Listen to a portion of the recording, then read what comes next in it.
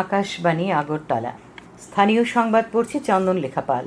এখনকার বিশেষ বিশেষ খবর হলো, নতুন কেন্দ্রীয় মন্ত্রিসভার সদস্যদের মধ্যে আজ দপ্তর বন্টন করা হয়েছে।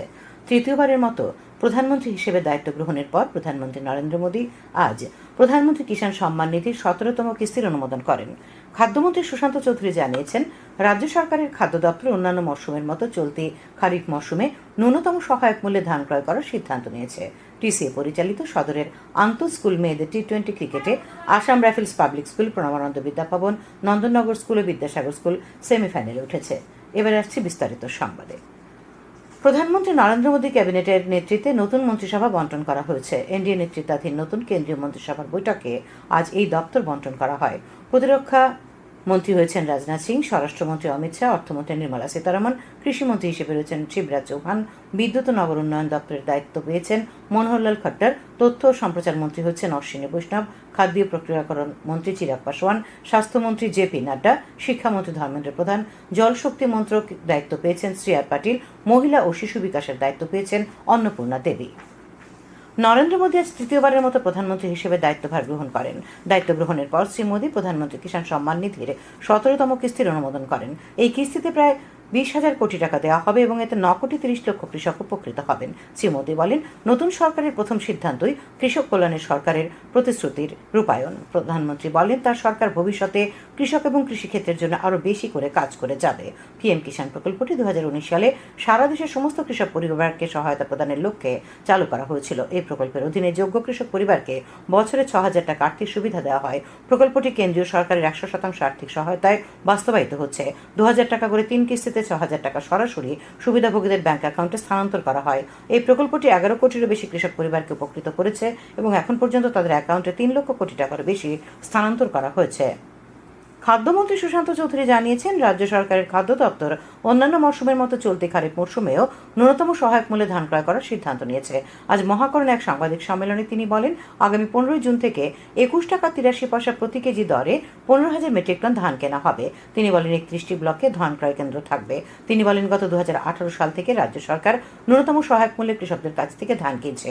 এখনো পর্যন্ত 1,309 জন কৃষকের কাছ থেকে 372 কোটি টাকা ব্যয়ে 1,92,052 মেট্রিক টন ধান কেনা হয়েছে। আগামী 15 জুন দক্ষিণ জেলার জুলাইবাড়িতে এক অনুষ্ঠানে এই ধান কেনার সূচনা করা হবে বলেও তিনি জানিয়েছেন। রাজ্য নির্বাচন কমিশনার শরদিন্দু চৌধুরী বলেছেন, ত্রিস্তরীয় পঞ্চায়েত নির্বাচন প্রক্রিয়া আগস্টের প্রথম সপ্তাহের মধ্যে শেষ করার লক্ষ্যমাত্রা নেওয়া হয়েছে। আজ শ্রী চৌধুরী জানান, নির্দিষ্ট সময়ে পঞ্চায়েত ভোট করতে ইতিমধ্যেই প্রস্তুতি নেওয়া হয়েছে। মোট 35টি ব্লকে 2,450টি পোলিং স্টেশন চিহ্নিত করা হয়েছে। তিনি জানান, পঞ্চায়েত ভোটের জন্য প্রকাশিত খসড়া ভোটার তালিকায় মোট 12,95,096 জন ভোটার রয়েছেন। দাবি আপত্তি নিষ্পত্তির পর আগামী 24 জুন চূড়ান্ত ভোটার তালিকা প্রকাশিত হবে। শ্রী চৌধুরী আরও জানান, চূড়ান্ত ভোটার তালিকা প্রকাশিত হওয়ার পর সরকারের সঙ্গে নির্বাচনের তারিখ, নিরাপত্তা ব্যবস্থা ইত্যাদি নিয়ে আলোচনা করা হবে।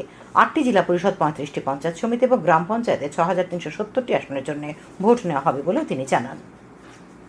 নিয়োগ পরীক্ষার নমুনা উত্তরপত্র ফাঁস হয়ে যাওয়ার পরিপ্রেক্ষিতে এডিসির কার্যনির্বাহী কমিটি রিক্রুটমেন্ট বোর্ডের চেয়ারম্যানের পদ থেকে দাতামোহন জমাতিয়াকে অপসারণের সিদ্ধান্ত নিয়েছে। আজ খুমুলুঙে সাংবাদিক সম্মেলনে এই খবর জানান এডিসির মুখ্য নির্বাহী সদস্য পূর্ণমোহন জমাতিয়া। তিনি জানান, এই ঘটনা নিয়ে পুলিশে মামলা দায়ের করা হয়। পুলিশ তদন্ত চালিয়ে যাচ্ছে। এ পর্যন্ত 2 জনকে গ্রেপ্তার করা হয়েছে। নিয়োগ পরীক্ষার উত্তরপত্র ফাঁস হয়ে যাবার ঘটনায় মুখ্য নির্বাহী সদস্য দুঃখ প্রকাশ করেন। এদিকে মুখ্য কার্যনির্বাহী আধিকারিক সিকে জমাতিয়া জানিয়েছেন, সাবজোনাল ডেভেলপমেন্ট অফিসার ও ডেপুটি প্রিন্সিপাল অফিসারের 110টি শূন্য পদে নিয়োগের জন্য নতুন করে পরীক্ষা সূচি আগামী 1 সপ্তাহের মধ্যে ঘোষণা করা হবে। খবর প্রচারিত হচ্ছে আকাশবাণীর আগরতলা কেন্দ্র থেকে। বাংলাদেশের প্রধানমন্ত্রী শেখ হাসিনা প্রধানমন্ত্রী নরেন্দ্র মোদীকে বাংলাদেশ সফরে যাবার আমন্ত্রণ জানিয়েছেন। গতকাল নতুন দিল্লিতে কেন্দ্রীয় মন্ত্রিসভার শপথ গ্রহণের পর প্রধানমন্ত্রী নরেন্দ্র মোদী ও শেখ হাসিনা বৈঠকে মিলিত হন। শেখ হাসিনা আজ দুপুরে কংগ্রেসের সংসদীয় দলের চেয়ারপারসন সোনিয়া গান্ধীর সঙ্গে সাক্ষাৎ করেন। সাক্ষাৎকারকালে উপস্থিত ছিলেন সাংসদ রাহুল গান্ধী এবং কংগ্রেসের সাধারণ সম্পাদিকা প্রিয়াঙ্কা গান্ধী বাড্রা।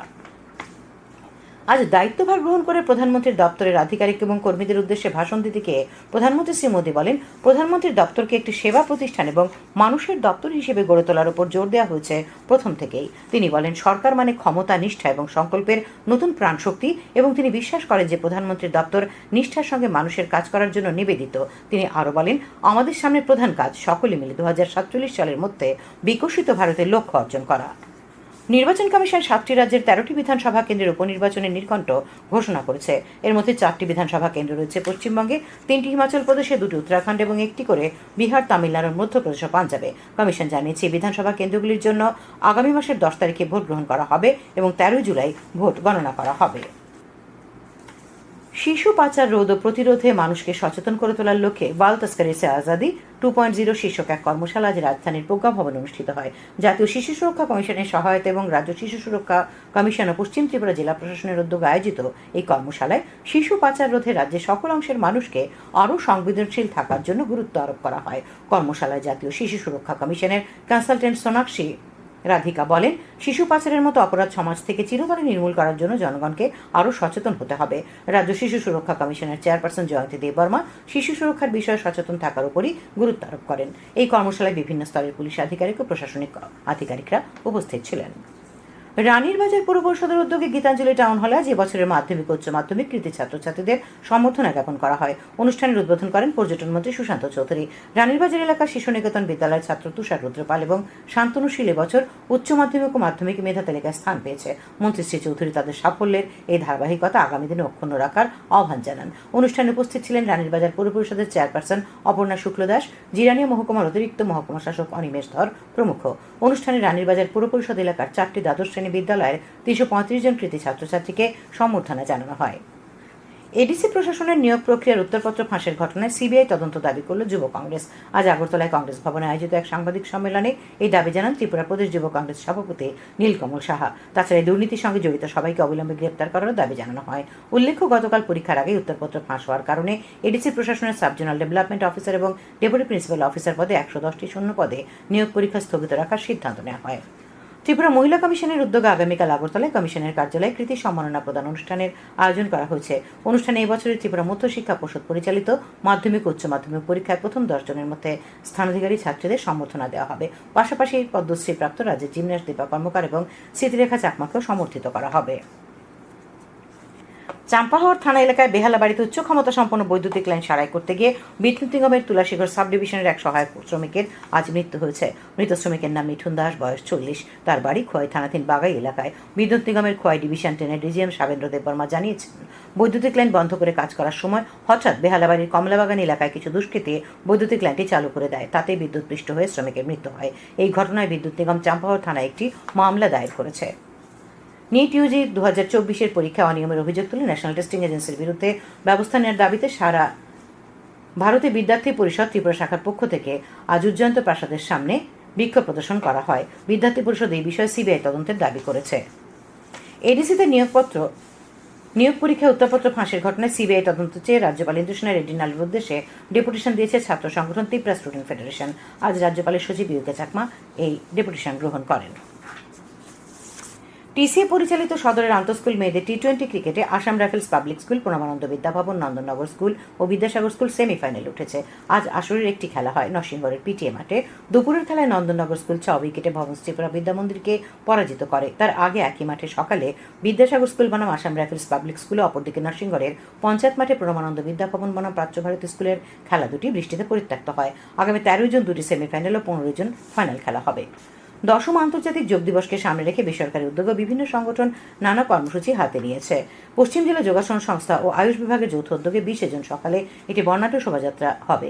এই শোভাযাত্রাটি মেলার মাঠের এগিয়ে চলো সংঘের প্রাঙ্গণ থেকে শুরু হবে। পশ্চিম জেলা যোগাসন সংস্থার সভাপতি উত্তম দেবনাথ এ খবর জানিয়েছেন। তাছাড়াও বিভিন্ন ক্লাব ও সংগঠনের পক্ষ থেকে 21শে জুন যোগ দিবস পালনের সিদ্ধান্ত নেওয়া হয়েছে।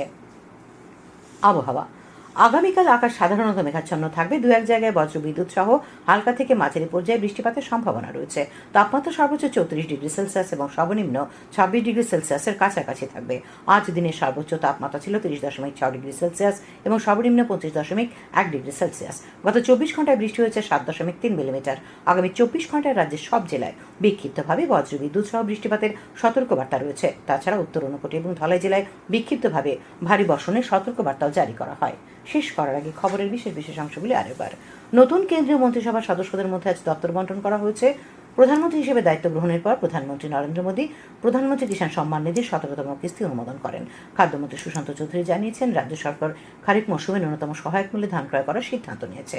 সদরের আন্তঃস্কুল মেয়েদের টি-20 ক্রিকেটে Assam Rifles public school, Pranabananda Vidyabhavan, Nandannagar school ও বিদ্যাসাগর স্কুল সেমিফাইনালে উঠেছে। স্থানীয় সংবাদ আজকের মতো এখানেই শেষ হলো।